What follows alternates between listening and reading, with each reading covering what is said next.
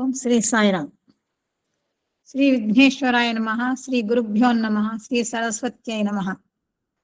సర్వదేవతాతీత స్వరూపులు భగవాన్ శ్రీ సత్యసాయి బాబా వారి దివ్య చరణారవిందములకు శిరస్సు వంచి నమస్కరించుకుంటూ, ఏఎస్బి అధినేత గురువులు శ్రీ ఎం లక్ష్మీనారాయణ దంపతులకు వందనములు తెలియజేసుకుంటూ, ఈ కార్యక్రమం నిర్వహణలో సహాయ సహకారములు అందించినటువంటి సాయి సోదర సోదరీమణులకు ప్రేమపూర్వక సాయిరాం తెలియజేసుకుంటూ, ప్రతి శ్రోతకి కూడా మరొక్కసారి సాయిరాం తెలియజేసుకుంటున్నానండి. ఈరోజు అంశాన్ని గురించి తెలుసుకునే ముందు మన కంటిన్యూషన్ కొరకు నిన్న ఏం జరిగిందో తెలుసుకోవాలనేటువంటి ఉద్దేశముతో నిన్నటి రోజున మన మాస్టర్ శ్రీ పి కోటేశ్వరరావు గారు చెప్పినటువంటి విషయాలను ఒక్క నిమిషం ముచ్చటించుకుందాము. అదేమిటంటే, మనం మాట్లాడుకునే అంశం ఏమిటంటే, మానవుని యొక్క హృదయం అందే దివ్యత్వం ఉంటుంది, ప్రకాశిస్తుంది అనేది మన అధ్యాయం అన్నమాట. ఇందులో చెప్పినటువంటి విషయాలను సూక్ష్మంగా తెలుసుకోవాలనుకుంటే, సత్య ధర్మ శాంతి ప్రేమలు విద్యకు గాని, దాన ధర్మములకు గాని, పదవులకు గాని, సత్కార్యములకు గాని పునాదులు వంటివి. వాటికే కాదు, మన జీవితమునకే పునాది. అంతేకాదు, మన సంస్కృతి సంప్రదాయములకు కూడా ఈ సత్య ధర్మ శాంతి ప్రేమలు అనేవి 4 గోడలు పునాదులు. స్వామివారి యొక్క అగోచరమైనటువంటి దివ్య తత్వములో ఒక లేశమంతైనా కూడా మనం తెలుసుకోలేము. అయినప్పటికీ కోటేశ్వరరావు గారు కొన్ని విషయాలు తెలియజేశారు. ఏమిటంటే, స్వామివారు మనల్ని దగ్గర తీసుకుంటారు, వెంటనే ఎడబాటు కలిగిస్తారు. మరి అదేమి తత్వం? ఏడిపిస్తారు, వెంటనే నవ్విస్తారు. పొగడతారు, ఇంతటి వాడు అంతటి వాడు లేడని మళ్ళీ వెంటనే ఎగతాళి కూడా చేస్తారు. అభయం ఇస్తారు, అభయం ఇచ్చారు కదా ఇంకే బాధలు లేవనుకుంటా, కానీ పడే బాధలకు అంతో అనేది ఉండదు.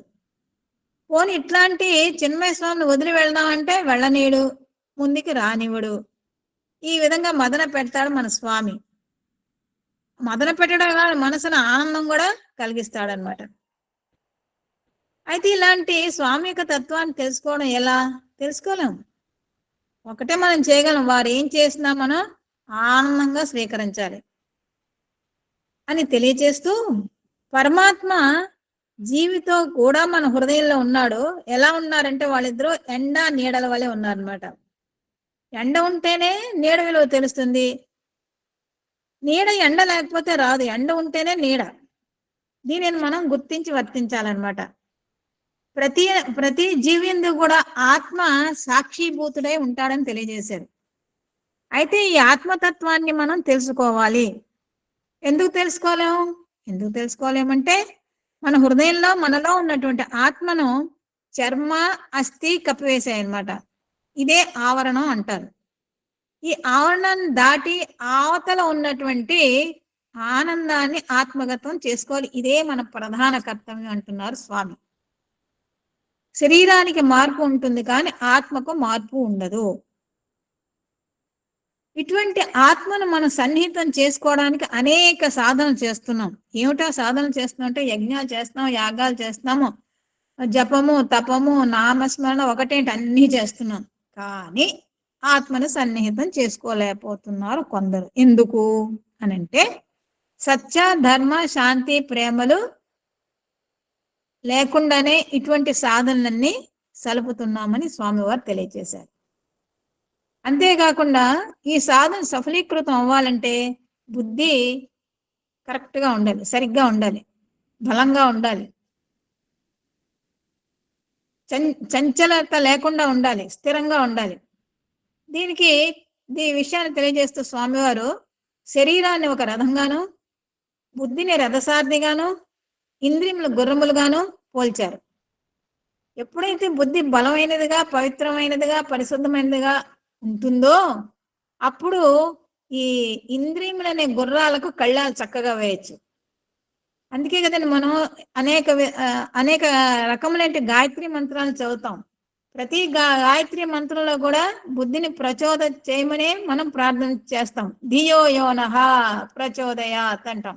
అంటే మన బుద్ధిని ప్రచోదనం చేసుకుని ఇటువంటి ఆ ఆ, చలించేటువంటి ఇంద్రియాల్ని మనం కంట్రోల్ చేసుకోవాలన్నమాట అనేటువంటి విషయాన్ని స్వామివారు మనకి తెలియచేసినట్లుగా నిన్న మన కోటేశ్వరరావు గారు మనకి తెలియచేశారు. అయితే ఈ ఇంద్రియాల్లో అన్నిటికన్నా ముఖ్యమైనది వాక్కు.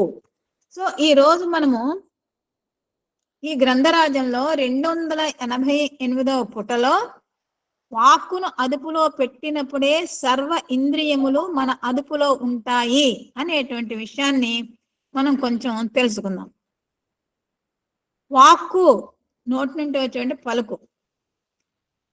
ఇది ఈ వాక్కును పలికేటువంటి మన నోరు చాలా ప్రధానమైనటువంటి అన్ని ఇంద్రియాల్లోకి కూడా కర్మేంద్రియ జ్ఞానేంద్రియ అన్నిట్లో కూడా ఈ వాక్కు పలికేటువంటి ఈ నోరు అనేది చాలా ప్రధానమైనది. అందుకే కదండి మనకి పెద్దలు చెప్తారు, నోరు మంచిదైతే ఊరు మంచిదవుతుంది అంటారు. అతి మాటల మతిహాని, మిత మాటల అతిహాయి. వాగుడుకాయ ఎక్కువ మాట్లాడుతుంటే అదొక టైటిల్. కంచం రోగునట్లు కనకంబం రోగున. ఈ విధంగా మన వాక్కు గురించి పెద్దలు అనేక పోలికలు చెప్పారనమాట. అయితే ఈ వాక్కు దేని వల్ల ప్రభావితం అవుతుందంటే ఆహారము చేత ప్రభావితం అయిపోతుంది. ఇది కనుకనే మన ఉపనిషత్తులు ఏం చెప్తున్నాయంటే ఆహార వ్యవహారములని దీనికి పేరు పెట్టారు. ఎట్టి ఆహారమో అట్టి మైండ్, మనసు, ఎట్టి మనసో అట్టి వాక్కు. అటువంటి వాక్కును మనం అదుపులో పెట్టుకోవాలన్నమాట. ఎప్పుడైతే మనం అదుపులో పెట్టుకుంటామో ఇది ఎప్పుడు సాధ్యం అవుతుంది? ఆహారం కరెక్ట్గా సాత్విక ఆహారం తీసుకుని నామస్మరణం చేసుకుని ఆ నోటికి మంచి పనులు చెప్తున్నప్పుడే మనకి వాక్కు కరెక్ట్గా ఉంటుంది అనమాట. ఎప్పుడైతే వాక్కు కరెక్ట్గా మనం పెట్టుకుంటామో అప్పుడే మన ఇంద్రియములు అన్నీ కూడా మన అదుపులోకి వచ్చేస్తాయి. కనుక వాక్కును అదుపులో పెట్టుకోవడానికి మనం అనేక సాధనలు చేయాలంటున్నారు స్వామి. ఈ వాక్కును బయట విషయములందరి ఏమాత్రము కూడా ప్రవేశింపజేయక అంతర్ముఖమైనటువంటి దైవత్వము లోపల ప్రవేశపెట్టడానికి పూనుకోవాలి. ఇక్కడ మనకి బాహ్యమైనటివి అంతర్ముఖమైనటువంటి విషయాలను మనకి తెలుసుకోవాలన్నమాట. బాహ్యమైనటువంటి విషయాలు అనమాట. ఈ ప్రపంచం, ఈ జగత్తులో ఉన్నటువంటి చలించేటువంటి అనేక విషయాలు ఉంటాయి. వాటిని కళ్ళ ద్వారా చూస్తాము, చెవుల ద్వారా వింటాము, వాటిని నోటి ద్వారా పలుకుతామన్నమాట. ఈ పలికే పలుకులు ఒక్కొక్కసారి ఇతరులకి బాధ కలిగించేటివిగా ఉంటాయి. ఆ విధంగా ఉండకుండా ఉండాలంటే మనం ఏం చేయాలంటే అయినటువంటి దైవత్వం లోపల మనం ప్రవేశించాలి. అప్పుడే మనం ఈ వాక్కుని సరైన మార్గంలో పెట్టగలుగుతాం అన్నమాట. అసభ్యమైనటువంటి విషయాలను, పరులను బాధించేటువంటి మాటలందు, పరులను కష్టపెట్టేటువంటి చర్యలందు వాక్కుని ఏమాత్రము కూడాను ప్రవేశించరాదు. ఇతరుల్ని బాధపెట్టేది, మనసును బాధ పెట్టేది కాలు జారితే తీసుకోవచ్చు కానీ నోరు జారితే తీసుకోలేమని ఒక సామెత ఉందండి. మనం కాలు జారి కింద పడితే గబుక్కున మనం లేవచ్చు, కానీ నోరు జారి ఎవరినైనా ఒక దుర్భాష మాట్లాడినా, వారి మనసు కష్టపెట్టి మాట్లాడినా కానీ మళ్ళా వాళ్ళని ఎంత సముదాయించినా కానీ ఆ హృదయానికి కలిగినటువంటి గాయము అనేది పోదు. అంచేత మనం నోరు అనేది జారకూడదు. అంటే ఏంటి? మాటలందు సౌమ్యత, మధురత్వము ఉండాలని స్వామి చెప్తారన్నమాట. వాక్కునందు మాధుర్యము, శాంతము, పరతత్వం మిళితమై ఉండాలి. You cannot always oblige but you can speak always obligingly. అంటే నువ్వు మనం ఎల్లప్పుడూ కూడా అందరికీ కూడా వినయ విధేయతలను వ్యక్తీకరించక్కర్లేదు, వ్యక్తీకరించకూడదు, వ్యక్తీకరించలేము కూడా. కానీ మన మాటల్లో మాత్రము వినయ విధేయతలు మాత్రం ప్రతిబింబించాలి. అంటే మధురంగా మాట్లాడాలి. అదే స్వామి అంటారు, ఆల్వేస్ చెప్తారు ఆయన. ఇంచుమించు ప్రతి దివ్యోపాసన్యాసంలో ఈ విషయం చెప్తూనే ఉంటారు. You cannot always oblige but you can speak obligingly always అని చెప్తుంటారు. అంటే మనం ఎప్పుడు కూడా మధురంగా మాట్లాడే, వినయ విధేయతలు ఉట్టిపడేట్టుగా మనం ప్రవర్తించాలి. అలాగని ప్రతి చోట కూడా మనం వినయ విధేయతలు వ్యక్తీకరించలేము, వ్యక్తీకరించకూడదు కూడా. ఆ విషయాన్ని తెలియచేస్తూ స్వామి పృథ్వీరాజు కథ చెప్పారు. పృథ్వీరాజు అతనిపై దండెత్తినటువంటి మహమ్మద్ ఘోరీని చాలాసార్లు క్షమించాడు, 17 పర్యాయములు సుమారు ఐ థింక్. ఒక పర్యాయం క్షమించి వదిలిపెట్టేశాడు. ఒక పర్యాయము పృథ్వీరాజు అప్రమత్తంగా లేని సమయంలో ఆ ఘోరి దండయాత్ర జరిపి పృథ్వీరాజుని పై దండెత్తి అతన్ని బందీని చేసి అతని కళ్ళు పీకేసి జైల్లో పడేశాడు అనమాట. అంటే అన్ని వేళలా కూడా వినయ విధేయతలతో క్షమాగుణంతో ఉండకూడదు. కొన్ని పర్యాయములు కొన్ని చోట్ల ఉండాలి, కొన్ని చోట్ల మనం కర్కశంగా కూడా రాజసంగా కూడా అంటే ప్రవర్తించాలి, వ్యక్తీకరించాలి అని స్వామి తెలియచేసేటువంటి కథ అది అనమాట. అందుకే you cannot always oblige but you can speak always obligingly. దీనికి ఎన్నో దృష్టాంతాలు కథలు మనకి స్వామివారు తెలియచేశారు. మనస్సును అదుపులో పెట్టుకొని విషయవాంఛలను ప్రవేశింపనీయక సంకల్ప వికల్పములకు ఏమాత్రము కూడా గురికాక బుద్ధితో చేర్చడానికి ప్రయత్నించాలి. అందుకని మనకి ఎప్పుడు కూడా దేనికి కూడా చలించకూడదు. చలించకుండా మనం బుద్ధినే ఉన్నత స్థితిలో పెట్టుకుని బుద్ధితోనే పని చేయాలి. అందుకే మన పెద్దవాళ్ళు అప్పుడప్పుడు అంటుంటారు కదా, ఏదన్నా కొంచెం తప్పు పనులు చేస్తే బుద్ధి లేకుండా ప్రవర్తించాడు, నీ బుద్ధి ఏమైంది అలా మాట్లాడేవి అంటూ ఉంటారనమాట. అంటే బుద్ధిని ఉన్నత స్థితిలో పెట్టుకుంటే మనం చక్కగా ప్రవర్తిస్తాం, చక్కగా మాట్లాడతాం, చక్కగా అన్ని కార్యక్రమాలు నెరవేర్చుకుంటాము. అందుకని బుద్ధిని ఎప్పుడు ఉన్నత స్థితిలో పెట్టుకోవాలి. వాక్కు మనస్సుతో మనస్సు బుద్ధితో చేర్చినప్పుడే కొంతవరకు ప్రశాంతి ఏర్పడుతుంది. మనస్సులో ఆలోచనలు వస్తాయి, ఆ ఆలోచనలు వాక్కు రూపంలో పెడతాం. అయితే ఈ మనస్సు బుద్ధితో ఉండాలన్నమాట. మంచి బుద్ధితో ఉంటే ఈ మనస్సు కంట్రోల్గా ఉంటుంది. ఎప్పుడైతే మనస్సు కంట్రోల్గా ఉంటుందో మనం మంచి మాటలు మాట్లాడతాం అనమాట. ఎప్పుడైతే మనం మంచి మాటలు మాట్లాడతామో లేకపోతే అసలు మౌనంగా ఉంటామో అప్పుడు మనకి ప్రశాంతత అనేది చేకూరుతుంది అనమాట. కొంతమంది ఊరికే వాదనకు దిగుతారు. అట్లాంటి వాళ్ళతో వాదన అనవసరం. వాదన సాధనకు పనికిరాదని స్వామి చెప్పారు. అంచేత వాదించకూడదు, అనవసరంగా మాట్లాడకూడదు అనమాట. అది సాధనకి ఏమాత్రమో పనికిరాదు. అంచేత ఈ వాక్కును మనసును బుద్ధితో చేర్చినప్పుడు కొంతవరకు మనకు ప్రశాంతత ఏర్పడుతుంది. ఎంతవరకు మాట్లాడాలో అంతవరకే మాట్లాడాలన్నమాట. క్రమక్రమేణా బుద్ధికి కూడాను బుద్ధి చెప్పి ఆత్మ వైపు మరల్చడానికి ప్రయత్నించాలి. ఈ బుద్ధికి కూడా మనం బుద్ధి చెప్పాలంట. చెప్పేదాన్ని ఏంటి, అంతర్ముఖం అంతర్ముఖం వైపు వెళ్ళు, నీ లోపల ఏముందో అది చూడు అని మన బుద్ధినే మనం ప్రచోదనం చేయాలి. వాక్కు మనసుతో మనసు బుద్ధితో బుద్ధి ఆత్మతో కూడినప్పుడే మానవత్వము శోభిస్తుంది. ఈ మానవత్వము మాధవత్వం వైపు ప్రయాణం చేయాలంటే, మానవత్వము వెలుగొందాలంటే ఏం చేయాలి? వాక్యేమో మనస్సుతో, మనస్సు బుద్ధితో, బుద్ధి ఆత్మతో చేరాలన్నమాట. అంటే ఈ 4 కూడా ఒకే లైన్లో ఉండాలి, ఒకే విధంగా ఉండాలి. అప్పుడంటే ఇంకొక విధంగా చెప్పాలంటే త్రికరణ శుద్ధి అనమాట. మరొకలా చెప్పాలంటే త్రికరణ శుద్ధి కలిగి ఉండాలి. అంటే వాక్కు మనస్సు బుద్ధి చేతలు అవన్నీ కూడా ఒకే విధంగా ఉండాలన్నమాట. ఉన్నప్పుడే మనకి మన మానవత్వం శోభిస్తుంది. రోజు ఒకటే మనసులో ఒకటి అనుకుని వేరేది చెప్పి వేరేది చేస్తే అది దురాత్ముడు అనమాట.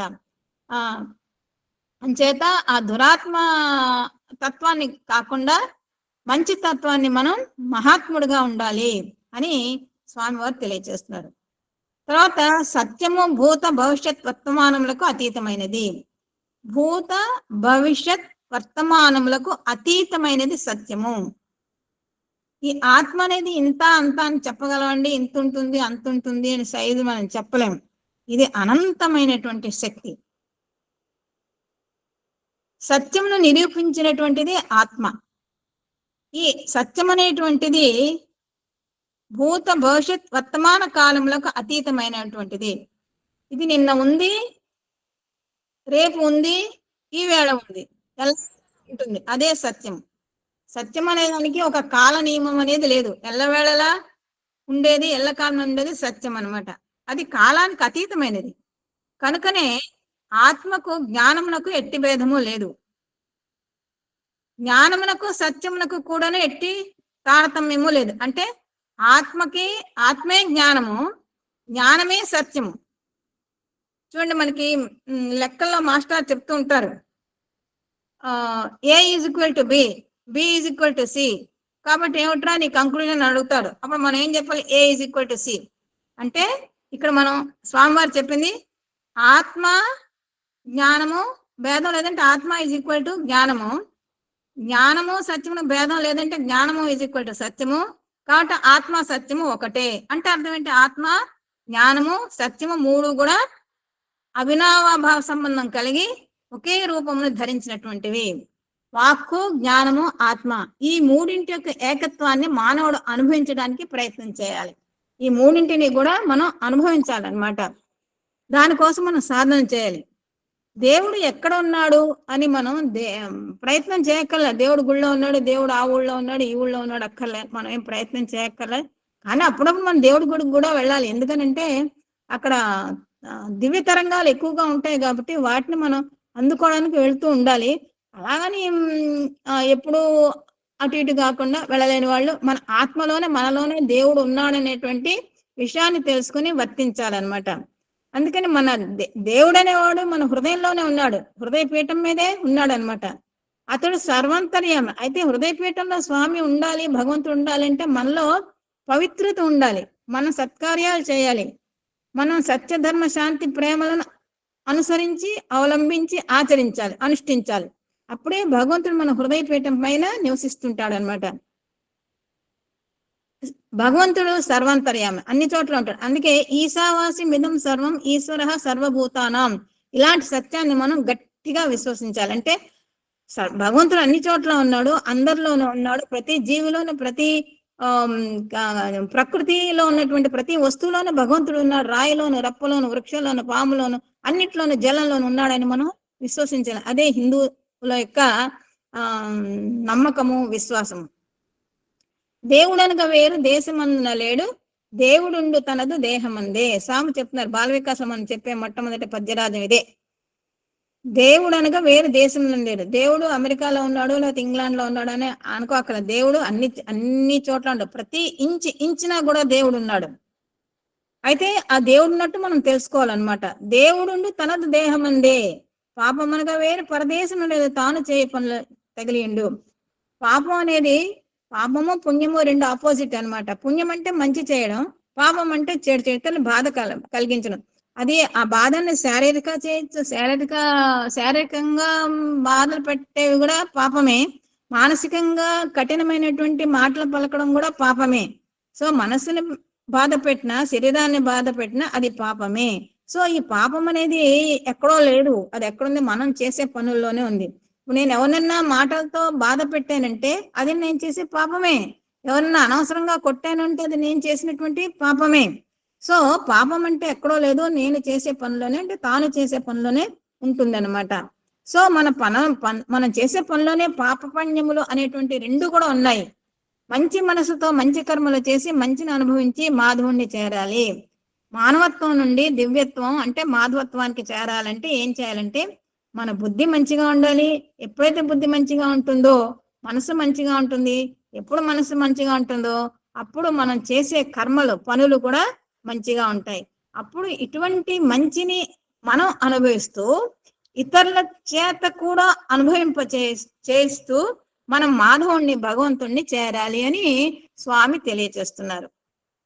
తర్వాత నిజమైనటువంటి మానవత్వం అనేటువంటిది ఏ విధంగా మనకు లభ్యం? అయితే ఈ నిజమైనటువంటి మానవత్వము లేక మాధవత్వము ఏ విధంగా మనకు వస్తుందంటే మనలో అవ్యక్తమైనటువంటి దివ్యశక్తి మీడు ఉంటుండాలి. స్వామి చెప్తున్నారు. మనలో దివ్యమైనటువంటి శక్తి ఉంది, దాన్ని అవ్యక్తము. ఇది ఇట్లాంటిది, అట్లాంటిది, ఇట్లాంటి రూపం ఉంది, అట్లాంటి రూపం ఉంది మనం చెప్పలేము. అది అవ్యక్తము, వ్యక్తం చేయలేము అనమాట. అటువంటి దివ్యమైన శక్తి ప్రతి వ్యక్తిలో, ప్రతి ప్రాణిలో, ప్రతి జీవిలో ఉందనమాట. అవ్యక్తంగా ఉండినంత వరకు మనకు వ్యక్తం కాను, అంతే కదా. అది అవ్యక్తంగా ఉంటే మనకి తెలియదు. అయితే ఈ అవ్యక్తంగా ఉన్నటువంటి దివ్య శక్తిని మనం తెలుసుకోవాలనేదే మన ప్రధాన కర్తవ్యం అని చెప్పారు ఇందాక స్వామి. అదే దేని వల్ల తెలుసుకోవాలంటే సాధనలచే వ్యక్తం గావించుకోవాలన్నమాట. దీనికి ఒక చిన్న ఉదాహరణ చెప్తున్నారు స్వామి. ఉపమానం. ఈ అగ్గిపెట్టెలో పుల్లలు ఉంటున్నాయి, వాటిలో కూడాను అగ్ని అవ్యక్తంగా ఉంది. అగ్గిపెట్టె సైడ్ భాస్వరం రాస్తారు కదా, అది ఇట్టే మండుతే స్వభావం. అలాగే అగ్గి పుల్లలో కూడా కొంచెం భాస్వరం కలిపి ఏదో మందు రాస్తారు, అది టోపీలో పెడతారు. సో ఆ రెండు ఎప్పుడు పరస్పరం తాకుతాయో అప్పుడు అగ్ని అనేది జనిస్తుంది అనమాట. అయితే అగ్ని అవ్యక్తంగా ఉన్నప్పుడు మనకి వెలుతురు రాదు, వేడి రాదు, ముట్టుకుంటే కూడా కాలదు. కానీ ఆ పుల్లను తీసి ఎప్పుడైతే ఆ పెట్టి సైడ్ లో గీస్తామో ఇందులో ఉన్నటువంటి అవ్యక్తంగా ఉన్నటువంటి అగ్ని బయటకు వస్తుంది, అది వ్యక్తం అవుతుంది. ఈ వ్యక్తమైనటువంటి అగ్నిని మనం చాలా విషయాలకు ఉపయోగించుకోవచ్చు. ఏ విధంగా ఉపయోగించు? కొవ్వొత్తు వెలిగించవచ్చు, అగరొత్తు, దీపం ఒకటే ఒకటి అన్ని కూడా పూర్వకాలం పొయ్యి వెలిగించుకునేవారు. ఒక హరికెన్ ల్యాంప్స్, బుడ్డి దీపాలు అవన్నిటిని వెలిగించుకునేవారు అనమాట. మన దేహమే ఒక అగ్గిపెట్టె వంటిది. మన దేహం అనేది ఒక అగ్గిపెట్టె ఉంటుందని చెప్తున్నారు స్వామి. అందులో సత్య, ధర్మ, శాంతి, ప్రేమ అనేటువంటివి ఈ అగ్గి పుల్లలు. ఇందులోనే దివ్యత్వం అనేటువంటి ఆత్మ ఇమిడి ఉంటాది. అంటే అగ్ని ఏ విధంగా అయితే అగ్ని పుల్లలో అగ్గి పెట్టి సైడ్ కూడా ఉంటుందో, ఆ శక్తి ఉంటుందో, అదే విధంగా మన దేహం అనేటువంటి అగ్గి పెట్టెలో ఈ సత్య, ధర్మ, శాంతి, ప్రేమలు అనేటువంటి అగ్గి పుల్లలు బై బర్తే మనలో ఉంటాయి. భగవంతుడు పెడతాడు. కాకపోతే ఈ ప్రపంచంలో ఉన్నటువంటి విషయాలకు లోనై, అరిషడ్వర్గాలకు లోనై, ఈ కాంపిటీషన్, ఈ పోలికలు, వీటి వలన కొంత ఈ సత్యధర్మ శాంతి ప్రేమలనే అగ్గిపులలో వెలగకుండా పోతున్నాయి అన్నమాట. దైవత్వంతో జీవతత్వం అనేటువంటిది ఏకముగా గావించినప్పుడు జ్ఞానము అనేటువంటి ప్రకాశము ఆవిర్భవిస్తుంది. దైవత్వంతో ఈ జీవతత్వాన్ని మనం కలపాలి, అప్పుడు జ్ఞానం అనేటువంటి ప్రకాశం వస్తుంది. కనుకనే జ్ఞాన దేవత కైవల్యం అన్నారు. ఇట్టి జ్ఞానతత్వాన్ని ప్రతి వ్యక్తి కూడాను అనుభవించటానికి మనం ప్రయత్నం చేయాలంటున్నారు స్వామి. అయితే మొట్టమొదట ఏం చేయాలంటే ఆత్మ తృప్తి అతి అవసరము అని చెప్తున్నారు. ఎవరిని కూడా మనం ద్వేషించరాదు, ఎవరిని పరిహసించరాదు. అదే నవవిధ సూత్రాల్లో ఒకటి ఏంటంటే వ్యక్తులను వారి వెనక మనం ఏమీ మాట్లాడుకోకూడదు అంటాం. అంటే ఎదురుగుండా మనం ద్వేషించాం, ఆ వెనక ద్వేషించే మాటలు మాట్లాడతాం ఆ వ్యక్తి పరోక్షంగా. తర్వాత పరిహసిస్తాం కూడాను, ఎగతాళి చేస్తాము. ఎవరిని కూడా అవమానించకూడదు, ఎవరిని బాధ పెట్టకూడదు. ఇవన్నీ కూడా మాటలతోనే జరుగుతాయి, వాక్కుతోనే. కాబట్టి వాక్కును కంట్రోల్లో పెట్టుకోవాలంటారు స్వామి. కారణం ఏమనగా ఎందుకు మనం ద్వేషిస్తామంటే ప్రేమతత్వం సర్వుల యందును కూడా ఉంటున్నది. కాబట్టి మనం ఎవరిని కూడా ద్వేషించవద్దు. కనుక నీవు ప్రేమించినటువంటి వ్యక్తి శక్తిని నీవు ద్వేషించిన వాడు అవుతావు, అంతే కదా. మన అందరిలో కూడా ప్రేమతత్వం ఉన్నది. అందువలన అందరిలో ఉన్నటువంటి ప్రేమ ఉన్నప్పుడు మనం ఒక వ్యక్తిని ద్వేషించాము అంటే మనం ప్రేమను ద్వేషించిన వాళ్ళమే అవుతాం అనమాట. ప్రేమ శక్తిని ద్వేషించిన వాళ్ళు అవుతాం. సర్వజీవ నమస్కారం కేశవం ప్రతిగచ్చతి. ఎవరు యుగ నమస్కారం చేసినప్పుడు కూడా దైవానికే చెందుతుంది అని అర్థము. అదే విధంగానే సర్వజీవ తిరస్కారం కేశవం ప్రతిగచ్చతి. ఎవరిని మనం తిరస్కరించినప్పటికీ కూడా అది కూడా దేవుణ్ణి కూడా మనం తిరస్కరించినట్టే అవుతుంది అనమాట. మంచిది కానీ చెడ్డది కానీ ఈ రెండు కూడాను దైవానికి అర్పితమయ్యేటువంటివే. అంటే ఏంటంటే మనం మంచి చేసినా చెడు చేసినా అన్ని కూడా దైవానికే చెందుతాయి. మనం అనుకున్నా అనుకోకపోయినా కూడా ఆ దైవానికి. ఎందుకని ప్రతి వ్యక్తిలోనూ ప్రతి చోట ప్రతి ఇంచుని కూడా దైవం ఉన్నాడు కాబట్టి. కనుక దైవమునకు చెడ్డను అర్పితము గావించే కంటే ఉత్తమమైన పవిత్రమైన శుద్ధమైన సత్యమైనటువంటి భావాన్ని అర్పితం గావించడం మానవుని ప్రధాన కర్తవ్యము. అంటే మనం చెడ్డ చేసినా భగవంతుడికే చెందుతుంది, మంచి చేసినా భగవంతుడికే చెందుతుంది. కాబట్టి మనం పవిత్రమైనటువంటి హృదయంతో మంచినే చేసి ఆ మంచి పనులను, మంచి భావాలను, మంచి తత్వాన్ని భగవంతుడికి సమర్పించుకోవాలి, అర్పితం చేయాలి. అదే మన ప్రధాన కర్తవ్యం. దీనిని ఏమంటారంటే ఆత్మతృప్తి అన్నారు. నిజంగా మనకు ఆత్మతృప్తి ఎప్పుడు వస్తుందండి? మంచి చేసి ఇతరుల ఆనందంగా ఉన్నప్పుడు మనకి ఎంతో తృప్తిగా ఉంటుంది. ఇప్పుడు మన లక్ష్మీనారాయణ గారు చాలా పర్యాయాలు మనకి చెప్తుంటారు, పలానా వాళ్ళకి ఇంత డబ్బు ఇచ్చి వాళ్ళకి విద్యకు ఉపయోగించేట్టు చేశాను, వాళ్ళకి నారాయణులకు సేవ చేసినట్టు. అలాగే మన అందరం కూడా ఇంతో అంతో ఏదో చేస్తున్నాం. ఆ ఫలితాన్ని, ఆ లాభాన్ని పొందినటువంటి అదే బెనిఫిషియరీ అంటారు కదా, పొందిన వాడి యొక్క కళ్ళు చూస్తే వాడి కళ్ళల్లో ఎంతో ఆనందం ఉంటుందండి. ఆ ఆనందాన్ని చూస్తే మనకి ఎంత ఆనందం వస్తున్నట్టు మనం వ్యక్తం చేయాలి. అవ్యక్తమైనటువంటి ఆనందం అనమాట. దాన్ని అప్పుడు మనకి ఆత్మకి ఎంతో తృప్తిగా ఉంటుంది. మనం వండుకొని తిని మనం బట్టలు కట్టుకునే దానికన్నా బట్టలు లేని వాడికి ఒక జత బట్టలు కుట్టిస్తే, ఒక చీర ఇస్తే ఒక స్త్రీకి వాళ్ళ కళ్ళల్లో కనిపించేటువంటి ఆనందాన్ని మనం చూసామంటే అండి, అది అనుభవించాలే గాని చెప్పడానికి మాటలు లేవు, రావు కూడా నాకు. కాబట్టి ఇది అందరి అనుభవం కూడా, నాకు దాని అనుభవమే కదా, అందరి అనుభవం. కాబట్టి దాన్ని ఏమన్నారంటే ఆత్మతృప్తి అన్నారు. నీ అంతరాత్మను నీవు తృప్తి పరుచుకున్నప్పుడే నీ జీవితము తృప్తి నందుతుంది. తనను తాను తృప్తి పరుచుకోలేని వ్యక్తి ఇతరులను ఏ విధంగా తృప్తి పరుస్తాడండి? మనకి తిన్నంత మాత్రం తృప్తి రాదు. ఇల్లు కట్టుకున్నంత మాత్రం తృప్తి రాదు. ఏదో వెల్తిగానే ఉంటుంది. ఆ వెల్తి ఎప్పుడు తీరుస్తుందంటే మనకి ఇతరులను సంతృప్తి పరిచినప్పుడే మనకి తృప్తి కలుగుతుంది అనమాట. అందుకని దీన్ని ఏమన్నారంటే సెల్ఫ్ సాటిస్ఫాక్షన్ అన్నారు. దీన్ని ఆత్మ తృప్తి అనేది చాలా అవసరము. ఈ ఆత్మతృప్తి కలిగినప్పుడే ఆత్మత్యాగము కూడాను కలుగుతుంది. ఎప్పుడైతే మనం ఆత్మతృప్తి పొందుతామో అప్పుడే ఆత్మత్యాగం కూడా కలుగుతుంది అనమాట. అంటే ఆత్మని త్యాగం చేయడం అంటే మనం ఉన్న వస్తువుల్ని ఎవరికైతే అవసరమో వాళ్ళకి ఇచ్చి వాళ్ళని తృప్తి పరచడమే ఆత్మత్యాగం. అప్పుడే మనకి ఆత్మతృప్తి అనేది కలుగుతుంది. అంటే బలిచక్రవర్తి చూడండి, 3 అడుగులు దానం ఇవ్వమంటే ఆ శుక్రాచార్యుడు వద్దు వద్దు అని ఎన్నిసార్లు అన్నా గానీ దానం చేశాడు. అప్పుడు ఎంతో ఆత్మతృప్తి పొందాడు, ఆత్మత్యాగం అట. అలాగే శిబి చక్రవర్తి కూడా పావురాన్ని రక్షించడానికి డేగ కొరకు తన తొడలోని మాంసాన్ని కోసిచ్చాడు. అది ఆత్మతృప్తి, ఆత్మత్యాగం అనమాట. ఇటువంటి ఆత్మత్యాగాలు కొంతవరకు మనం అంటే శరీరాన్ని కోసిచ్చామని అట్లా నేను చెప్పట్లేదు, కానీ మన స్థాయిలో మన శక్తి మేరకు మనకు ఉన్న పరిధులకు లోబడే త్యాగం చేసుకోవాలన్నమాట. అప్పుడే మనకి ఎప్పుడైతే అటువంటి త్యాగం చేస్తామో అప్పుడు సాక్షాత్కారము మనకు లభిస్తుంది. కనుకనే నీవు మొట్టమొదటి తృప్తిగా ఉండాలి, త్యాగము చేయాలి, ఆనాడే ఆత్మ సాక్షాత్కారము లభించగలదు. అంటే ఫస్ట్ సెల్ఫ్ సాటిస్ఫాక్షన్ ఉండాలి, తర్వాత ఏమో త్యాగం చేసే గుణం ఉండాలి, ఆ తర్వాత మనకి ఆత్మ సాక్షాత్కారము సంభవిస్తుంది అని స్వామి తెలియచేస్తున్నారండి. ఐ థింక్ ఇచ్చిన సమయం ముగిసింది.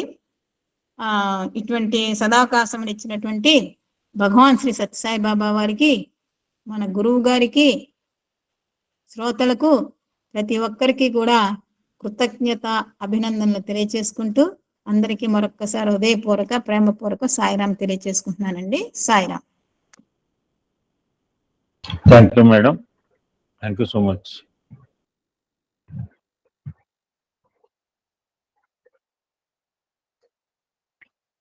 శ్రీరామ రామ రామేతి రమే రామే మనోరమే సహస్రనామ తత్తుల్యం రామనామ వరాలని. రామాయణంలోని భిన్నమైన పాత్రల గురించి స్వామివారు చేసిన విశ్లేషణలో భాగంగా 2 క్యారెక్టర్స్ చూసాము. ఈరోజు 3వ క్యారెక్టర్ భరతుల గురించి స్వామివారు ఏం చెప్పారో, ఇది కూడా స్వామి తన స్వదస్తులతో రాసిన లెటర్ అండి. ఇది is written by Swami hand script.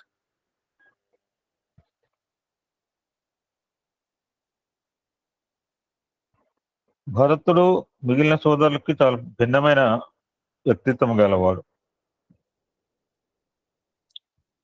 ఎవరైతే నామాన్ని నిరంతరం జపిస్తారో ఆ నామం యొక్క రూపాన్ని పొందవచ్చు అని ఆదర్శ నిరూపించిన మహనీయుడు భరతుడు అండి. తర్వాత ఇంకా ఏం చేశాడు, ఈయన రామ అనేప్పుడు రాముడు అయిపోయాడు. రాముడు లాగానే ఉంటాడు భరతుడు, no difference. Very difficult to identify who is Rama and who is Bharata, looks like same.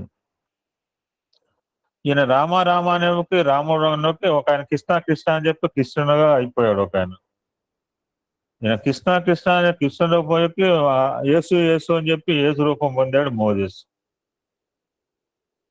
ఈ 3 ఎగ్జాంపుల్స్ నేను చాలా తరచుగా చెప్తుంటాను అనమాట. నామము నామి ప్రస్తావన వచ్చినప్పుడు స్వామి ఏం చెప్పారు భరతుడు యొక్క క్యారెక్టర్ గురించి మనకేమి ఆదర్శాన్ని అందివ్వబోతున్నారో తెలుసుకునే ప్రయత్నం చేద్దాం. ఇవన్నీ తెలిసిన విషయాలే, కానీ నాకు చాలా తెలియని విషయాలు ఉన్నాయి. భరతుడు ఆదర్శమూర్తి మనందరికి కూడా.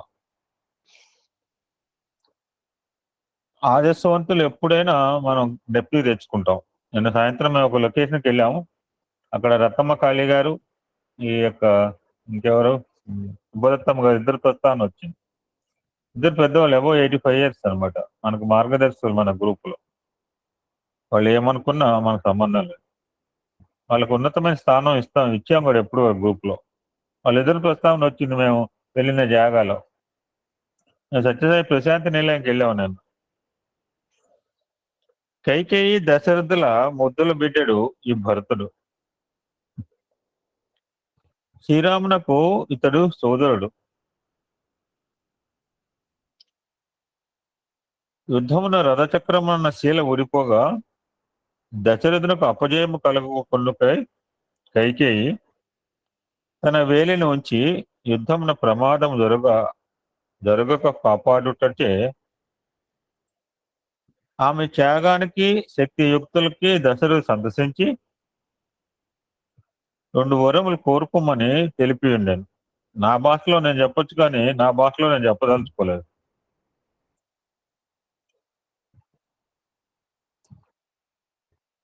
ఆమె సమయమునకు వేచి తన పని మనిషి అయిన మందర దుర్బోధలు మనసుకు చేరి strike while iron is heart అంటారు. తన కుమారునికి రాజ్యం కట్టవాలనని రామచంద్రుని 14 సంవత్సరం అరణ్యవాసం పంపవలనను 2 వరములు కోరాను. ప్రాణ సమానముగా భావించిన రాముని అడవికి పంపుటకు అతని మనసొప్పక ఇచ్చిన వరమును తప్పించుకొనలేక దశరథుడు ప్రాణం వీడు. కొన్ని రోజులు బతికేవాడేం పాపం. కొంతమంది ప్రాణాలు తీస్తుంటారు కొంతమంది.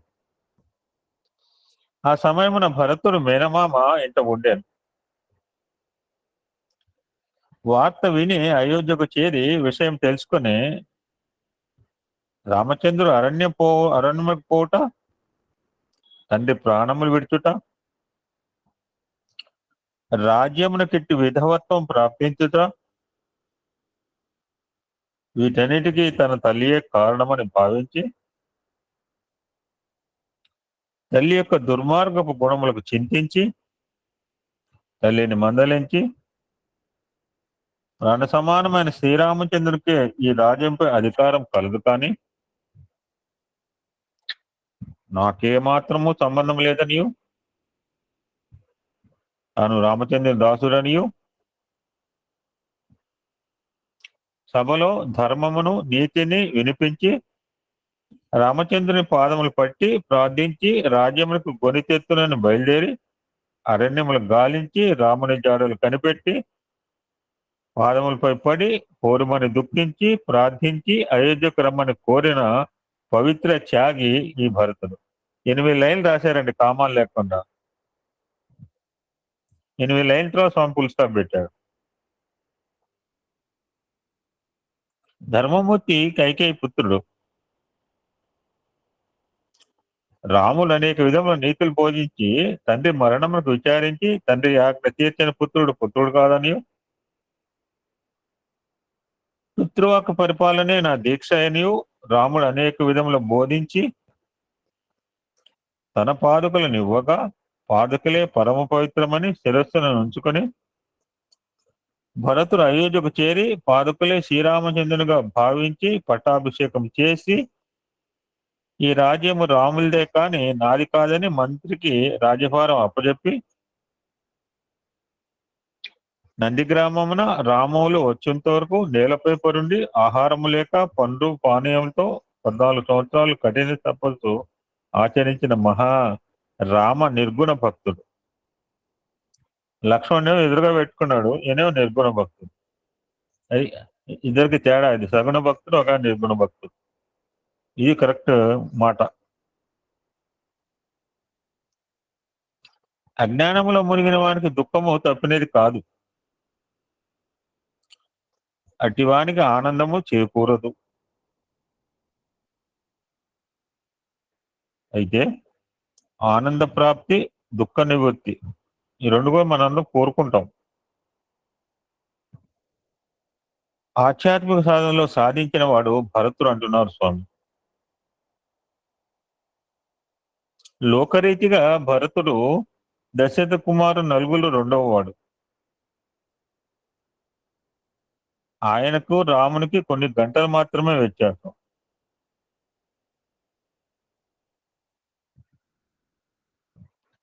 ఈ నలుగురిలో చిన్న పెద్ద అనేది ఈశ్వరాంశంలో తేడా కల్పించినట్లగును.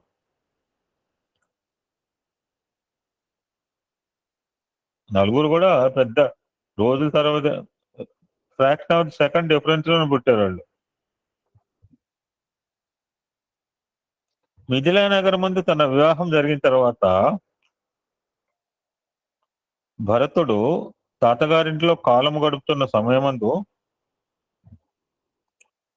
వశిష్ఠుల మహర్షుల వారు ఆయనకు ఒక లేఖ పంపిది. అందులో కంటెంట్ ఏంటంటే, దీన్ని చూసిన తక్షణమే నువ్వు శత్రుఘ్నుతో అయోధ్యకు బయలుదేరి రావాలి అని చదివిన తక్షణమే రామ పట్టాభిషేక మహోత్సవం ఆహ్వానముగా ఉండవలెనని సంతోషించినాడు. కానీ మరి ఒక పర్యాయం మోచించి రాముని పట్టాభిషేకం సత్యమయుడనా, తాతగారికి కూడాను ఆహ్వానం వచ్చి ఉండేది కదా. తాతగారికి ఆహ్వానం రాలే కనుక ఈ ఆహ్వానం పట్టాభిషేకం సంబంధించిందే ఉండదు. వాట్ ఈజ్ ఇట్ మేబీ, మరి ఏమై ఉండవచ్చును అని తాను కొంతవరకు యోచనలో ఉండిపోయాడు. తర్వాత ఈ విధమైన మానసిక ఆందోళనతోనే శత్రుఘ్నుతో బయలుదేరాడు. అయోధ్యకు వచ్చి చేరినాడు. సింహద్వారం చూచినాడు. సూక్ష్మ బుద్ధి గలవాడుగా భర్తరు కాబట్టి ఆ ద్వారమందు నా ఎండుటాకల తోరణం చూసిన తక్షణమే ఏదో అశుభం జరిగి ఉండవలనని భయపడినాడు. రాజవీధుల్లోని గృహద్వారములన్నీ మూయబడి ఉన్నవి. రాజబాటలంతా దుమ్ముతో నిండి ఉన్నవి. జనులు సంచారము లేదు. రథ అశ్వములు ఎక్కడనూ కనిపించలేదు.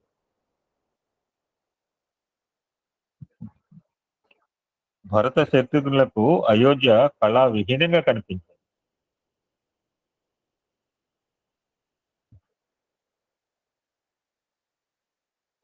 ఆందోళనతో నేరుగా తల్లి కైకేయిక మందిరాన్ని ప్రవేశించినాడు. అక్కడ ఆమె నుండి తండ్రి గారి మరణ వార్త, రాముని యొక్క వనవాస వార్త విని వశిష్ఠుల వారి దగ్గరకు పరిగెత్తి వెళ్ళినాడు.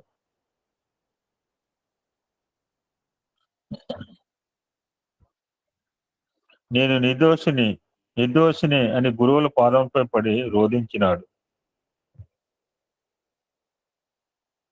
వశిష్ఠుల వారు ఉన్న సంగతి అంతయు జరిగిన సంగతులన్నీ విపులంగా చెప్పినారు.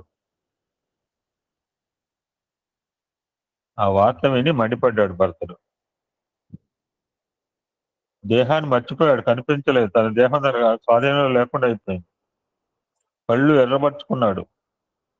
ఉద్రేకం వచ్చింది. తల్లిని అనేక విధాలుగా దూషించాడు. ఒక్క క్షణమైన అక్కడ ఆగలేకపోయాడు. నేరుగా కౌశల్య దగ్గరికి వెళ్ళాడు. అక్కడ కౌశల్య పరిస్థితి ఏంటి? పతి వియోగ దుఃఖము, కుమారుని అరణ్యవాస దుఃఖము, రెండింటిని భరించుకోలేక కుంగిపోతున్నట్టు అంటే దృశ్యాన్ని చూశాడు. పరిగెత్తుకుని వెళ్ళిపోయాడు భర్తడు. కౌశల్య పాదాలపై పడ్డాడు. తల్లి, నన్ను క్షమించము. ఈ అపరాధమునకు నేను కారకుడను కాను. నాకు ఏమాత్రమూ తెలియదు. నేను నిర్దోషిని అని చెప్పుకున్నాడు.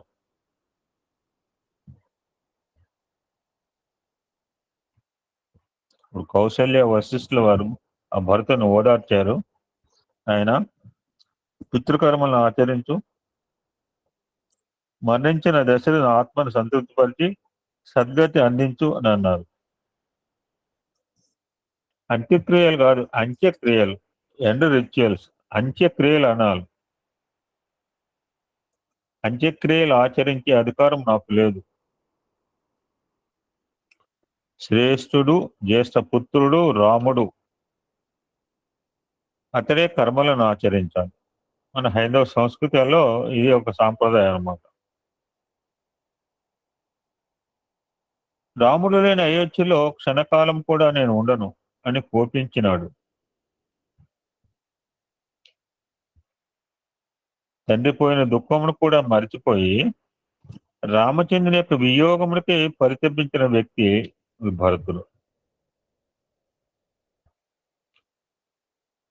అయితే పెద్దల మరియు తల్లుల మాటలను ఉల్లంఘించడం సాధ్యము కాక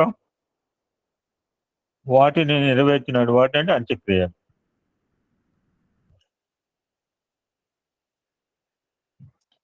ఇప్పుడు ఒక చిన్న విషయాన్ని మీరు గుర్తించాలి అంటున్నారు స్వామి. రామ వియోగాన్ని భరించుకోలేక భరతునికి ఎంతగానో ప్రేమించిన తల్లిపై ప్రేమ పోయి ద్వేషం బయలుదేరింది.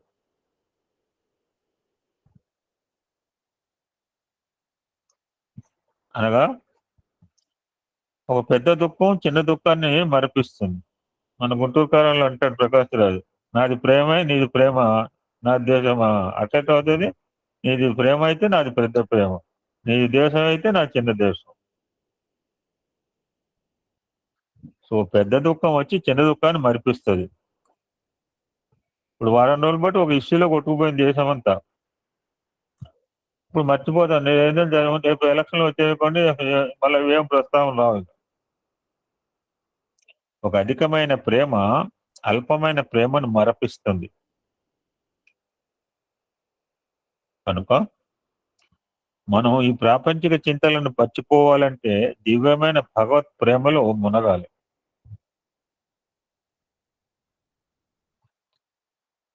భగవంతుడి నుంచి వియోగమే పెద్ద చింత అంటున్నారు స్వామి. ఆ చింతలో మునిగినామంటే ఈ లౌకికమైన చింతలు గాలి కొట్టుకొని పోయినట్టు పోతాయి.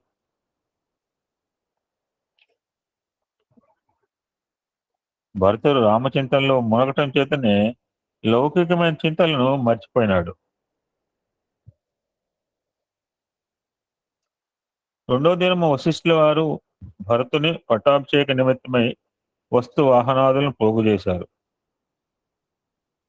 దాన్ని చూసి భరతుడు ఏమాత్రం అంగీకరింపక ఆ సమస్త సామాగ్రిని తీసుకొని అందరినూ తనతో అరణ్యముకు రావాలని ఆజ్ఞాపించాడు. అది ఎందుకు మంది మార్బలంతో పోయాడంటే అది ఇక్ష్వాకు వంశంలో జ్యేష్ఠపుత్రునికి రాజ్య పట్టాభిషేక అధికారం కానీ కనిష్ఠునికి ఏమాత్రమూ అధికారం లేదు. నేను అనర్హుడును అని విలపిస్తూ వచ్చాడు. ఇది ధర్మ విరుద్ధమైన కార్యము అని తాను గుర్తించి వశిష్ఠుల వారిని ప్రార్థించి పురప్రముఖులందరినీ కూడా ప్రార్థించి అందరితో పాటు తాను అరణ్యానికి పోవాలని ఏర్పాట్లు గావించుకున్నాడు. అరణ్యమునందే రామునికి అయోధ్య పట్టాభిషేకం కూడా ఎందుకు సామాగ్రి తీసుకెళ్లాడంటే అది అక్కడే రాజు చేయాలని ఊహ అనమాట. రాముడు ప్రజారంజకుడు, ప్రజల యొక్క ఆనందముకు సర్వస్వమును త్యాగం చేసిన వాడు కనుక ప్రజల యొక్క అభిప్రాయం కూడాను అక్కడ తెలుపవచ్చనే ఉద్దేశం చేత ప్రజలు కూడా వెంటబెట్టుకుని వెళ్ళాడు. అది ఇంతమందితో ఎందుకు పోయాడని చెప్పి లక్ష్మణుడు తర్వాత వస్తాడు, అది కూడా టాపిక్ వస్తుంది. ఎలాగో ఆయన ఒక్కడే పోవచ్చు కానీ అలా పోదలుచుకోలేదు. What is the we of the people, రాజ్యంలో ప్రజలు ఏం కోరుకుంటున్నారు అని అక్కడ చెప్పడానికి. వాళ్ళంతా అంటున్నారంటే కాదు, అంటున్నారా నువ్వు అన్నావా అని అన్నాడు ఒక రాముడు. అన్నా అని మళ్ళీ కాలం ఇవ్వడాలి. అందుకని ఆ ఛాన్స్ లేకుండా వీళ్ళు కూడా తీసుకుపోయాడు.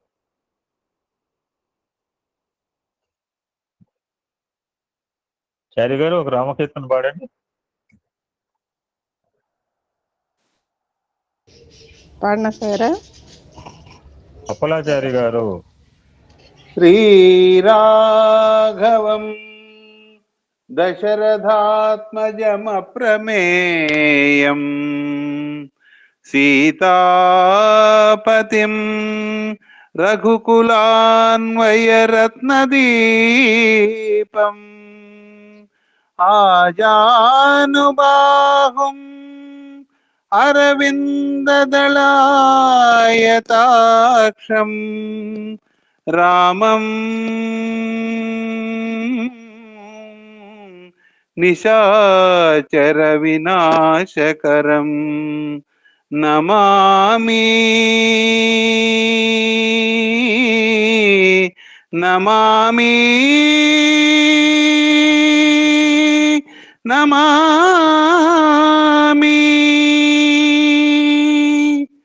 శ్రీరఘునందన దశరథనందన శ్రీరఘునందన దశరథనందన భద్రాధీశ్వర రామా భద్రాధీశ్వర రామా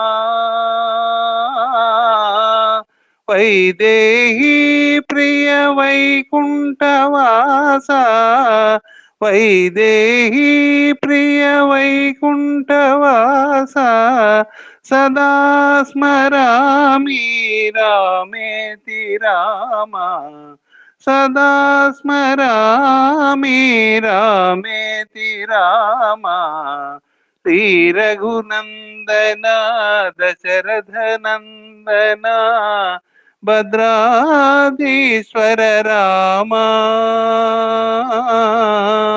వైదేహీ ప్రియ వైకుంఠవాస సదా స్మరామి రామేతి రామ సదా స్మరామి రామేతి రామ శ్రీరఘునందన దశరథనందన. సాయిరామ్.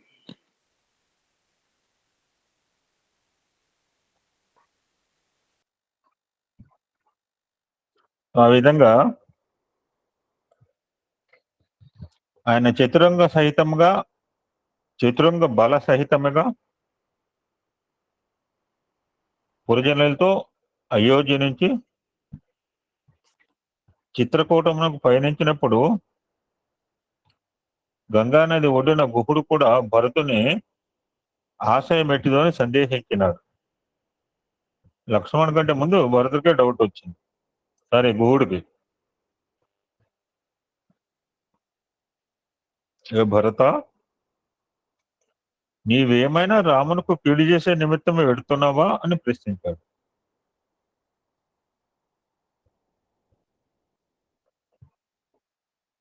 అని అక్కడ సమాధానం చెప్పే పరిస్థితిలో లేడు భరతుడు.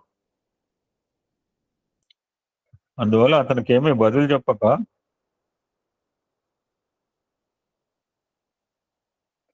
పాపి కైకేయి గర్భంన జన్మించటం వల్ల కదా ఈ నిందలకు నిష్ఠూరములకు నేను గురి కావాల్సి వస్తున్నది అని అనేక విధములుగా తల్లిని నిందించి తను తాను నిందించుకున్నాడు.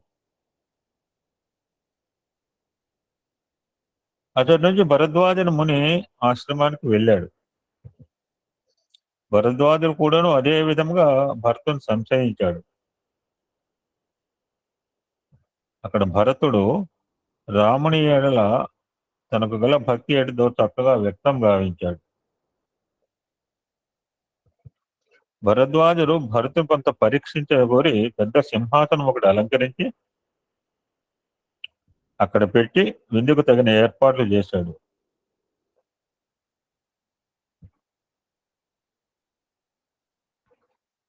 ఇవన్నీ నేను ఎక్కడ వినలేదు, ఫస్ట్ టైం వింటున్నాను. మీరు విని ఉండొచ్చు. భరతుడు ఆ సింహాసనం చూసిన తక్షణమే పక్కనున్న చామరాల్లో ఒకటి తాను తీసుకుని ఒకటి శత్రువునికి ఇచ్చి, ఇది కేవలము రాముని యొక్క సింహాసనమే కానీ సింహాసనంగానే నేను భావిస్తున్నాను అని ఆ సింహాసనంకి ఇద్దరు సేవ చేస్తూ నిల్చున్నారు.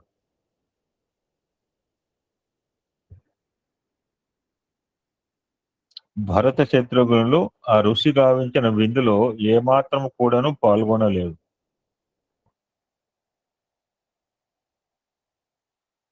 రామచంద్రుడు అరణ్యంలో కందమూలాదులు భక్షిస్తూ ఉండగా నేను ఈ పంచభక్షములను భుజించడమా, ఈ మహా అన్యాయం అని తాను భావించుకున్నాడు.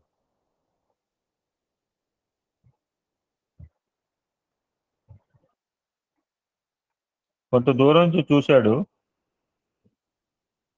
చిత్రకూట పర్వతం పైన పరశాల, శ్రీరామచంద్రుడు దర్భశయ్యపై పండుకున్నట్లుగా చూశాడు.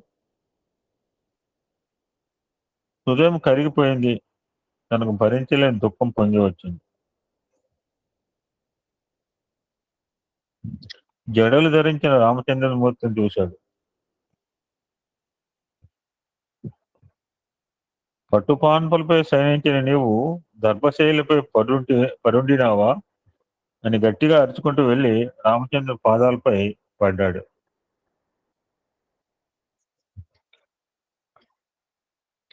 భరతుని దుఃఖం చూసి రాముడు అనేక రకాలుగా అతనికి సమాధానం చెబుతూ వచ్చాడు. ఎన్ని విధములైన సమాధానాలు చెప్పినప్పటికీ భరతునికి ఏమాత్రం కూడాను శాంతి కలుగలేదు. పాదములపై పడినటువంటి భరతుడు, రామా, నేను అయోధ్యకు వచ్చి పట్టాభిషేకం చేసుకుంటానని నువ్వు మాట ఇచ్చే వరకు నేను పాదములు విడవను అని పట్టుబట్టినాడు.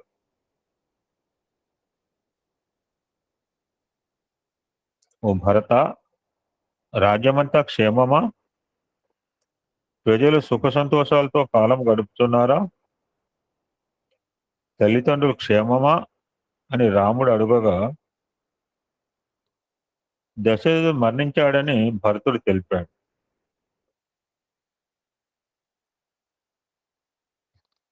దేహమునకు తల్లిదండ్రులే కారణము కాబట్టి వారికి కృతజ్ఞత చూపించడం కర్తవ్యమును తలించి, అందుకనే స్వామి కూడా పుట్టినరోజు గృహం అమ్మాయి సమాధి దగ్గరికి వెళ్తుండేవారు.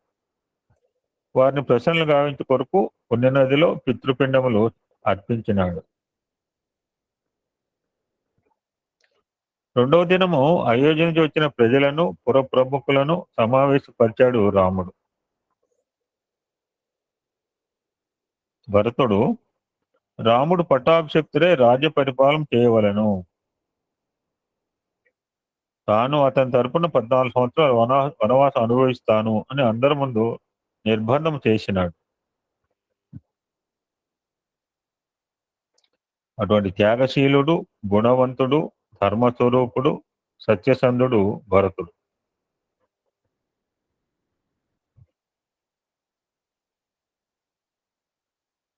అప్పుడు రాముడు అంటాడు, కేవలము భక్తి మాత్రం ఉండిన ప్రయోజనం లేదు. డ్యూటీ, డివోషన్, డిసిప్లిన్ అని 3 మాటలు చెప్తుంటాం. కేవలము భక్తి మాత్రం ఉండిన ప్రయోజనం లేదు. గుడ్డి భక్తి పనికిరాదు. దాంతోపాటు క్రమశిక్షణ కూడా. గుళ్ళో ఎవరు పోవటానికి లేదు అని అన్నారనుకో, అట్లా నేను నడవదు అక్కడ. You must have devotion, deep devotion, but you have to follow the discipline. గుడి మూసేశారంటే అట్ట మూస్తారు, తీయమంటే తీయరు. అందుకనే స్వామి ఇంకో మాట, ఇంకాస్త నీకు భక్తి లేకపోయినా పర్వాలేదు, కానీ క్రమశిక్షణ లేకపోతే మాత్రం నేను తట్టుకోలేను అంటారు స్వామి. ఇప్పుడు మా సోదరిమని చూడు, కరెక్ట్ గా 29 నిమిషాలు 27 నిమిషాలుగా ముగించింది. ఆవిడకి ఎలా చేసింది?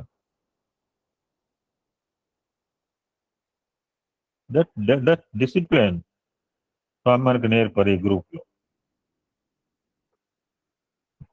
అంటే వేరే చోట నాకు లేదా, నేను వేరే చోట గురించి మాట్లాడలేదు.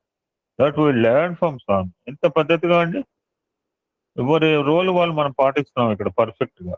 ఎవడు కూడా దాటట్లేదు లిమిట్స్. కేవలము భక్తి మాత్రమని ప్రయోజనం లేదు. దాంతోపాటు క్రమశిక్షణ కూడా చాలా అవసరము. భరత, మనం తండ్రి ఆజ్ఞ మరవకూడదు. నన్ను అరణ్యాన్ని పాలించమన్నాడు, నిన్ను అయోధ్యను పాలించమన్నాడు. అరణ్యంలో ఋషులు ఉన్నారు, రాక్షసులు ఉన్నారు కనుక రాక్షసులను సంహరించి ఋషులను పోషించాలి అని నచ్చ చెప్పాడు. భరతుడు రామాజ్ఞను మీరలేక రాజ్యమేలుట తనకు ఇష్టం లేక కర్తవ్యం తోచక సంకట స్థితిలో బాధపడుతూ ఉండటం చూసి రాముడు అంటాడు, ఓ భరత, నేను అయోధ్యకు వచ్చుట నా నియమం భంగము. ఇంపాసిబుల్, అది అసంభవం. నాకు మారుగా ఏదో ఒక వస్తువు చిహ్నముగా ఇస్తును, దాన్ని తీసుకొని ఉపశాంతి పొంది చిన్నగా అయోధ్యకు వెళ్ళన్నాడు. ఆ మాట అందుకుని వశిష్ఠులు వారు ఒక చిన్న ఉపాయం బోధించి సమస్యను పరిష్కరించారు.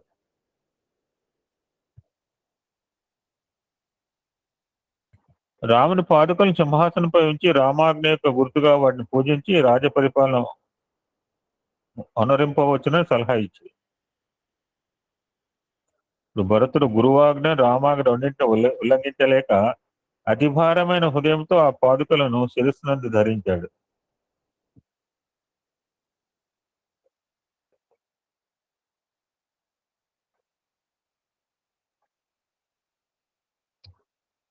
ఆనాటి ప్రజలు కూడాను అట్టి పవిత్రమైన హృదయం కలిగిన వారు కనుక భరతుని ఆజ్ఞ శిరసావహించి నడుచుకుంటూ వచ్చారు. భరతుడు అయోధ్యకు వచ్చి ఆ పాదుకలు సింహాసనంపై పెట్టి తాను అతి సమీపంలో ఉన్న నంది గ్రామంలో ఉంటూ జడలు ధరించి 14 సంవత్సరములను రామచంద్రుడు అయోధ్యకు వచ్చి చేరేంత వరకు నేను అన్నపానములు మానివేస్తాను. రాముడు ఏ విధంగా అరణ్యం నందు తన యొక్క జీవితం గడుపుతున్నాడో అదే విధంగా నేను నంది గ్రామం జీవితం గడుపుతాను అని ప్రతిజ్ఞ చేశాడు.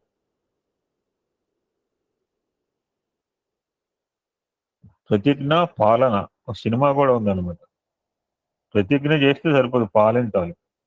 ఆ ప్రకారం రామాజ్ఞను శిరసావహించి రామధ్యానములో మునిగి రాముని వల్లే జడ ధరించి కందమూలాదులు ఆరగించి 14 సంవత్సరాలు భరతుడు రామసేవ రామచింతనలో నిమగ్నుడై ఆనందం అందుకున్నాడు.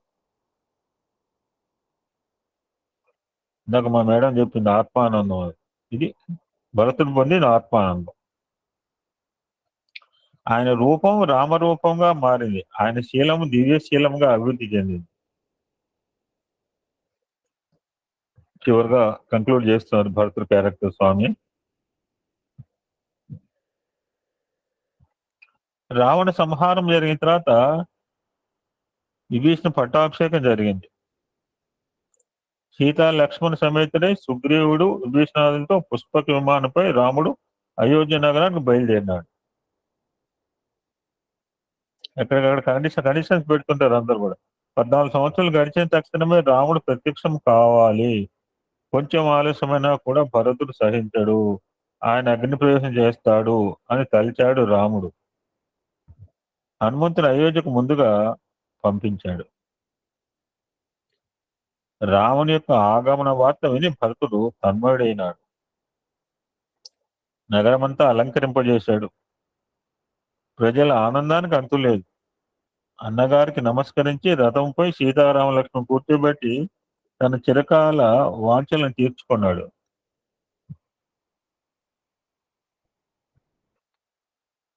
పురవీధుల్లో ఇరుపక్కల కిక్కిరి చేరిన పురజనులు రాముడెవరు భరతుడెవరు గుర్తించలేకపోయారు.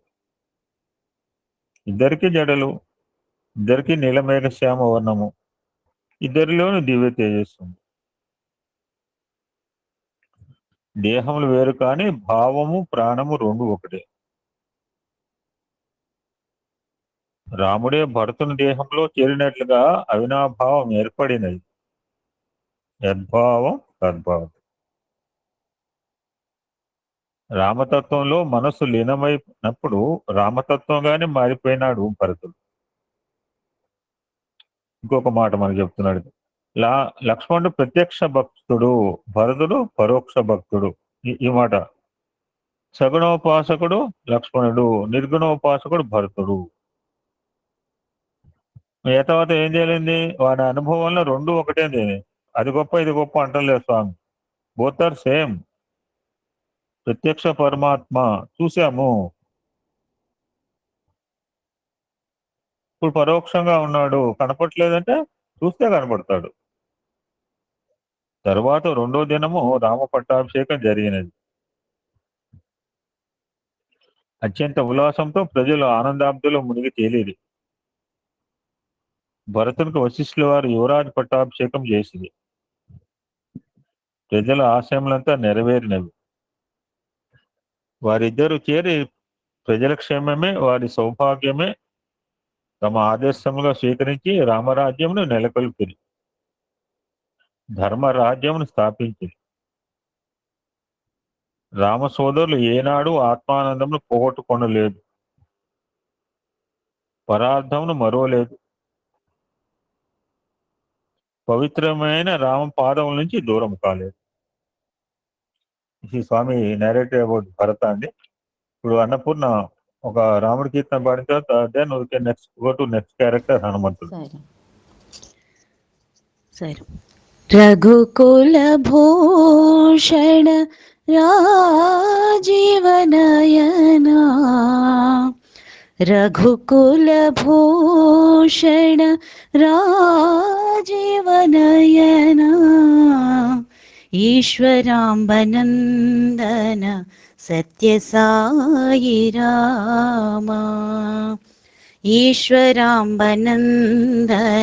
సత్యసాయి రామా, జానకి వల్లభ లావణ్య రామా, జానకి వల్లభ లావణ్య రామా, నిరుపమ సుందర సుగుణాభిరామా, నిరుపమ సుందర సుగుణాభిరామా, ప్రశాంతి నిలయా పావనధామా,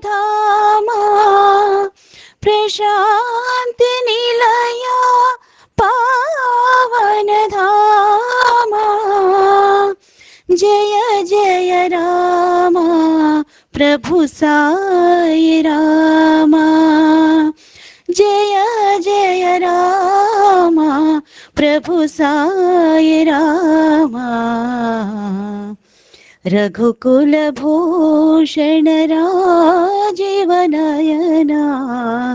ఈశ్వరాంబనందన సత్యసాయి రామా, జానకి వల్లభ లావణ్య రామా, నిరుపమ సుందర సుగుణాభిరామా,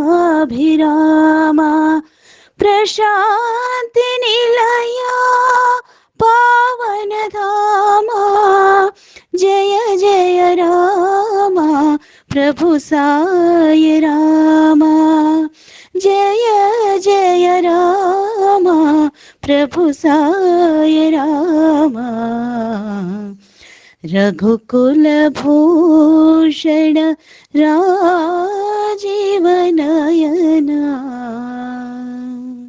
సరే సరేమండి. ఇవన్నీ కూడా స్వామి భిన్న సందర్భాల్లో తన విద్యార్థులకి చెప్పిన సుబోధ అండి. ఎందుకంటే ఇటువంటి మహనీయుల చరిత్రలు, పురాణ పురుషుల యొక్క చరిత్రలు, భక్తుల యొక్క చరిత్రలు కనుక వాళ్ళకు బోధిస్తే వాళ్ళ జీవితాలు కూడా ఆదర్శవంతంగా అవుతాయి, తీర్చిదిద్దుకుంటారు అనే ఒక సంకల్పం చేత Swami all narrated to explain to Swami children. వాళ్ళతో పెద్దలు మనలాంటి వాళ్ళు కూర్చొని ఉండవచ్చు అక్కడ. తర్వాత స్వామి హనుమంతుడి గురించి ఏం చెప్తున్నారో చూద్దాం.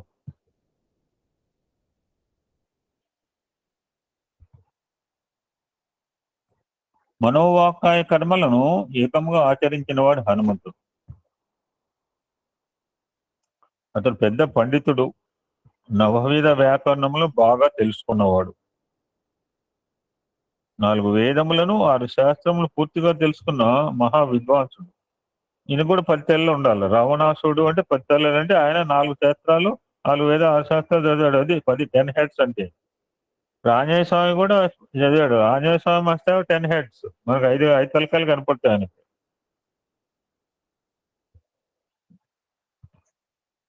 ఇంతే మాత్రమే కాదు,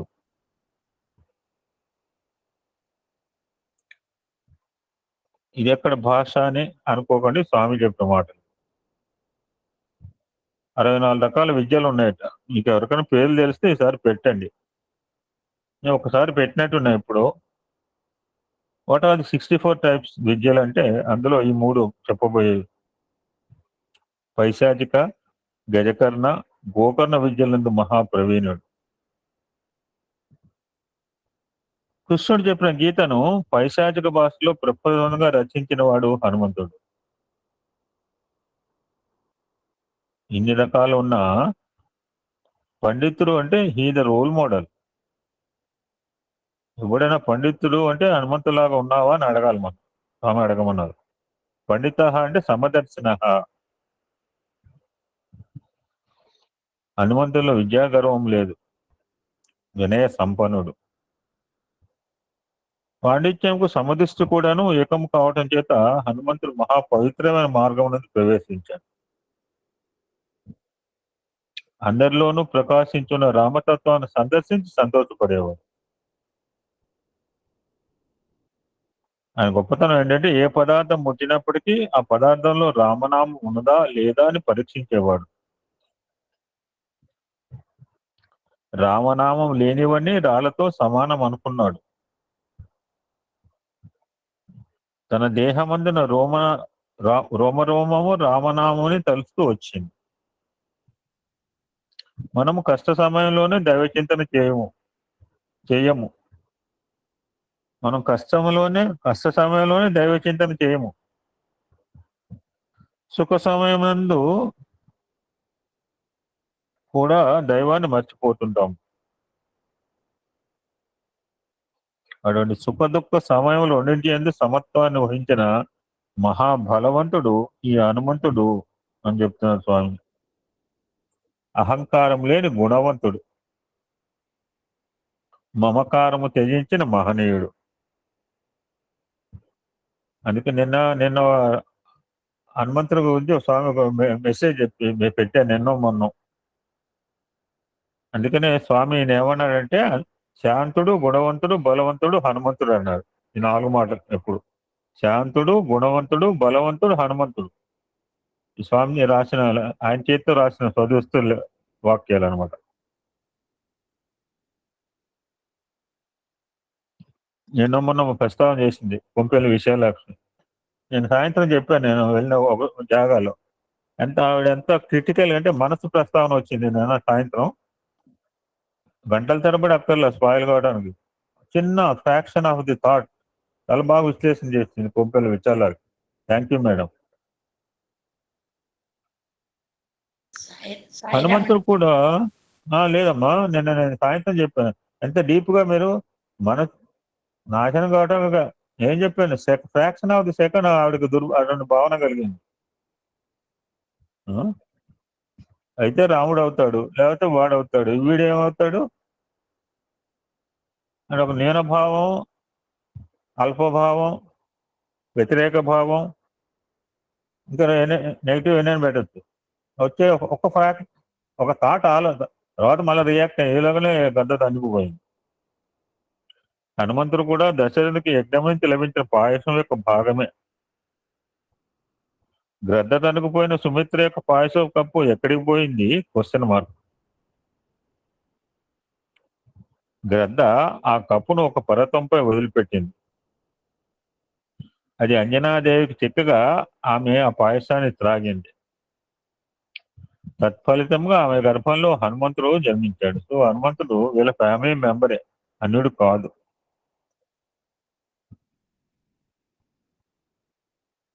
ఋష్యముఖ పర్వతమున ప్రాంతంలో రామలక్ష్మణులు సీత అన్వేషణ నిమిత్తమై వస్తున్నటువంటి దృశ్యాన్ని ఋష్యముఖ పర్వతం నుంచి సుగ్రీవ హనుమానులు చూశారు. వారు వాళ్ళ యొక్క దూతలుగా ఉండవచ్చునని, తనకేదో అపకారం చేయటకే వచ్చుచున్నారని సుగ్రీవుడు భావించి తాను అనేక రకములుగా బాధలకు గురైనాడు. అప్పుడు గుణవంతుడు, మహాశాంతుడు అయిన హనుమంతుడు నిదానించి చూచాడు. అతడు ఏమన్నాడంటే, ఓ Sugriva, haste makes waste makes worry, so do not be in a హరీ.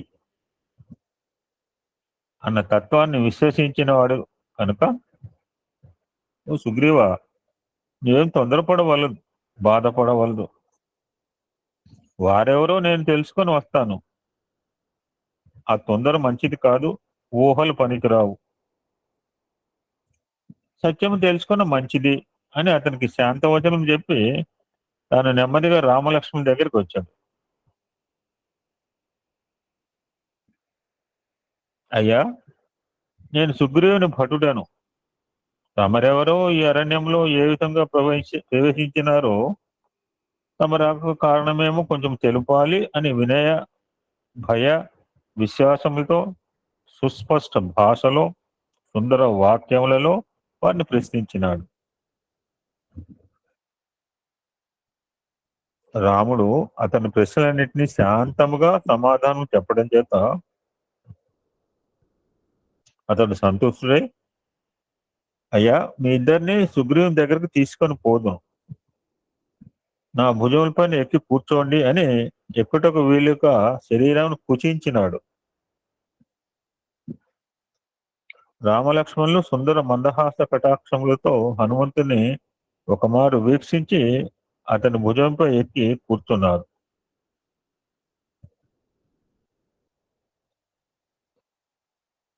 వారి దర్శనం వలన పాప నాశనమైనది, స్పర్శన వలన కర్మ విమోచనం లభించింది.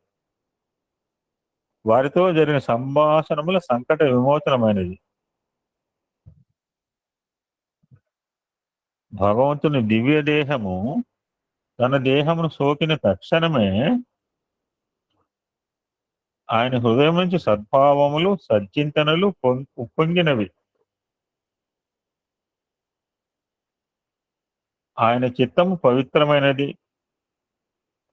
అతడు వారిని తీసుకువెడుతూ తనలో, మా సుగ్రీవునికి సరైన మిత్రులు చిక్కారు. ఈ పవిత్రమూర్తుల స్నేహము వలన అతని మనోభిష్టం తప్పక నెరవేరుతుంది అనుకుంటూ వెళ్తున్నాడు. మళ్ళీ అదే మాట, యద్భావం తద్భవతి. ఈ భక్తుని యొక్క హృదయం అతి పవిత్రమైన కనుకనే భగవత్ చింతనం కూడాను, భగవంతుని చిత్తం కూడాను అతని అర్థం వల్లే ప్రతిబింబిస్తూ వస్తున్నది. ఎప్పుడైతే ఇలా అనుకున్నాడో తక్షణమే అతని భుజంపై ఉన్న రాముడు లక్ష్మణుతో, ఇలాంటి మిత్రులు మనకు లభించడము మన కార్య సాఫల్యములకు శుభసూచన అని సైగగా అన్నట్ట.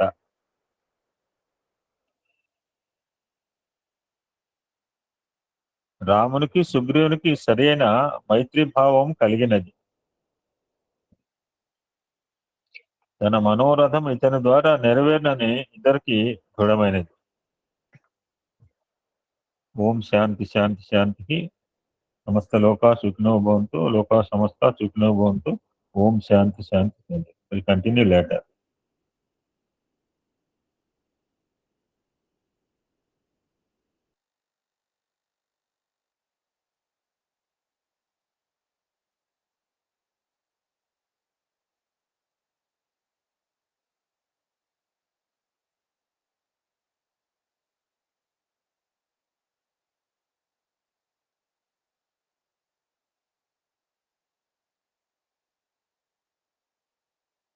భరతమ్మ గారు.